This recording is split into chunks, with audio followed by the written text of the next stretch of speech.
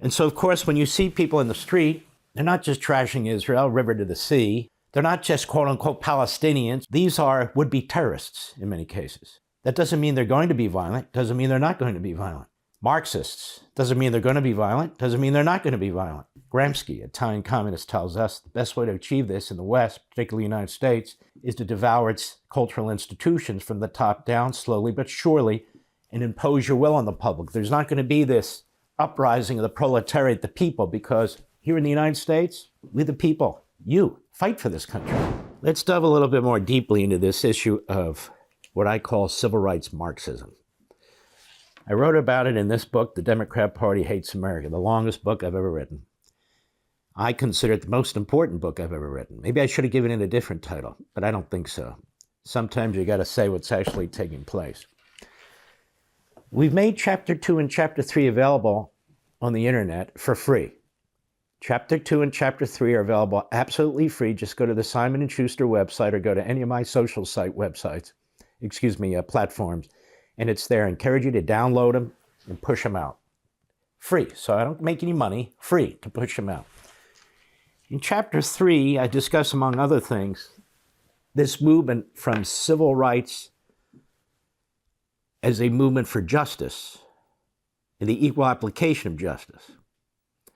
Remember the 1960s and 70s, civil rights marches and protests and so forth. To what now I have coined the phrase civil rights Marxism. What do you mean, Mark? I got to thinking when I was writing the book, what is this so-called civil rights movement today? As far as the Constitution, federal and state law go, we have a very solid justice system now. It was a very ugly period in the United States. There was a lot of protesting and rioting, changing of laws, Supreme Court decisions, and on and on.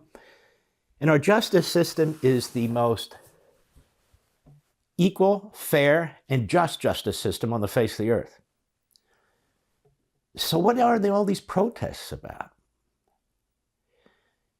If you listen to the heads of civil rights groups now, if you listen to the Democrats, particularly in the House of Representatives, if you watch these activists on television, they're not pushing equal justice. They're pushing equity. Bernie Sanders is pushing equity. Joe Biden is institutionalizing equity in our laws and in our departments and in his public pronouncements. People have rightly said, as a result of reading American Marxism, that this oppressor-oppressed model is at play. That's correct. I should know, I was the first one to write about it in American Marxism. But it goes beyond that, which I wrote about in The Democrat Party Hates America. They've devoured the civil rights movement now. They have hijacked the civil rights movement. Civil rights now is interpreted in the context of Marxism, not in the context of Americanism. So the equal application of laws to everybody, regardless of who they are, their backgrounds, their faith, their race, their ethnicity, that's a good thing. But now, when we talk about a colorblind society, that's the phrase, that's Martin Luther King's famous phrase in his I Have a Dream speech, on the steps of the Lincoln Memorial, that famous speech where 250,000 people showed up to watch. Civil rights Marxism rejects a colorblind society. Civil rights Marxism rejects Martin Luther King. You heard the Islamist. He quotes Malcolm X, not Martin Luther King, because Martin Luther King was not a Marxist. Martin Luther King did not believe in violence. Malcolm X believed in all that. The Islamists cite Malcolm X. The American Marxists and the Islamists have a lot in common. This is why I talk about a fusion between Marxists and Islamists. And the main thing they have in common is the goal of destroying the United States. The United States embraces Western principles, the principles of the Enlightenment.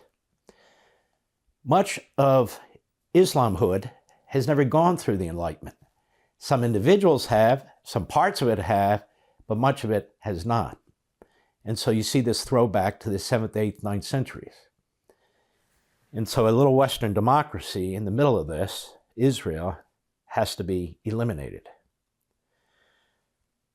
Big United States way over there has to be eliminated. Israel, they seek to eliminate through the front door, military power. The United States, they seek to eliminate from within. The Marxists seek to destroy the United States from within. Now, if God forbid, if they ever were to take power, they beat each other's throats for obvious reasons. They'd be trying to slaughter each other every bit as much as Stalin tried to destroy all his opponents, including Trotsky. But I don't want to get to that point, because I hope we never get to that point. But the common enemy is you. We, the people. That's why years now, they've been attacking American history. For years now, they've been attacking America's founders.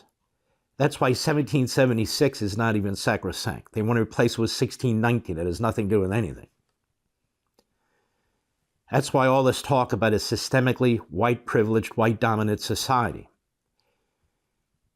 to destroy the basis for the United States of America, to destroy the majority citizenry in the United States of America.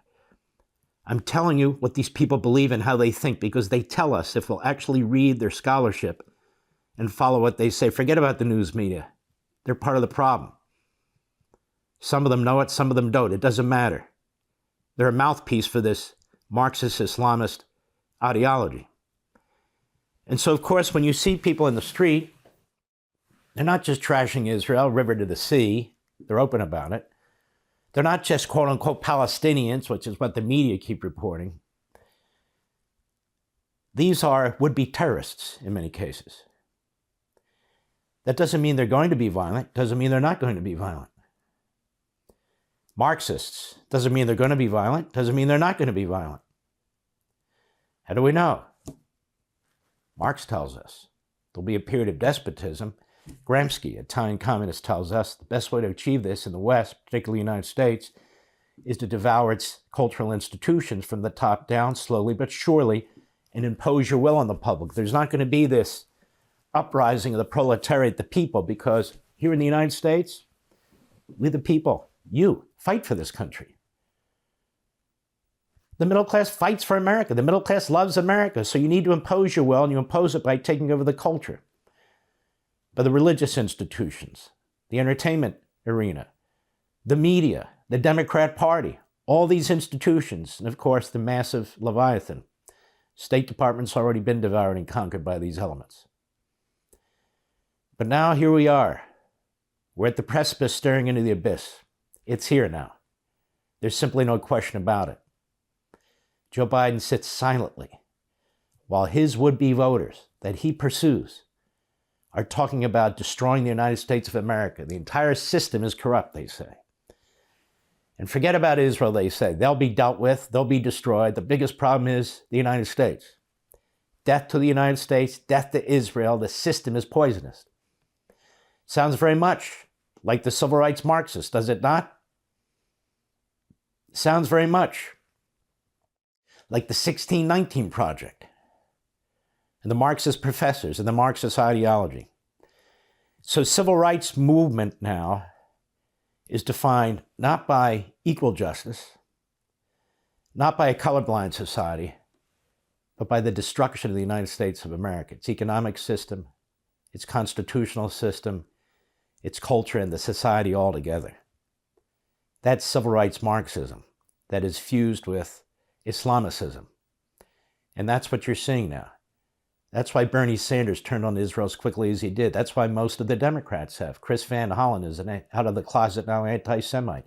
Schumer, sickening. History will treat him the way he needs to be treated. But it's not just him. It's not just them. Conga line of these people go up on the Sunday shows. Conga line of these people are interviewed on our cable shows, CNN and MSNBC, and a conga line of the hosts and contributors on these networks agree with them. The pages of the New York Times filled with them. AP, Reuters, same damn thing. And now our streets with open borders. You don't have to have allegiance to the United States anymore. You don't have to have allegiance to America at all. Just come across the border, reap the benefits, Get amnesty through the back door and work your way, not all, but too many, towards destroying the United States of America. Want to see more? Sign up for Levin TV.